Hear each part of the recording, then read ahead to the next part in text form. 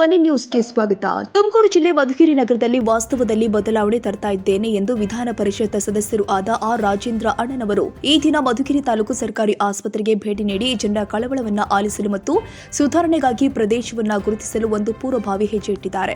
ಸಕಾರಾತ್ಮಕ ಬದಲಾವಣೆಯನ್ನು ತರಲು ಮತ್ತು ಆರೋಗ್ಯ ಸೇವೆಯನ್ನು ಹೆಚ್ಚಿಸಲು ಬದ್ಧತೆಯನ್ನು ಮಾಡುವ ಸಲುವಾಗಿ ಇಂದು ಮಧುಗಿರಿ ಸರ್ಕಾರಿ ಆಸ್ಪತ್ರೆಯಲ್ಲಿ ಕೊಡುವಂತಹ ಚಿಕಿತ್ಸೆ ಎಷ್ಟರ ಮಟ್ಟಿಗೆ ಜನರಿಗೆ ಉಪಯೋಗವಾಗ್ತಾ ಇದೆ ಎಂದು ಪರೀಕ್ಷಿಸಿ ಸಲಹೆ ಕೊಟ್ಟಿದ್ದಾರೆ.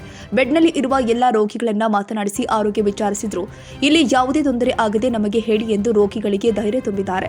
ಹಾಗೆ ಸರ್ಕಾರದಿಂದ ಬರುವಂತಹ ಸೌಲಭ್ಯವನ್ನ ರೋಗಿಗಳಿಗೆ ತಿಳಿ ಹೇಳಿದ್ರು. ಜಿ ಅಶ್ವಥ್, ತುಮಕೂರು.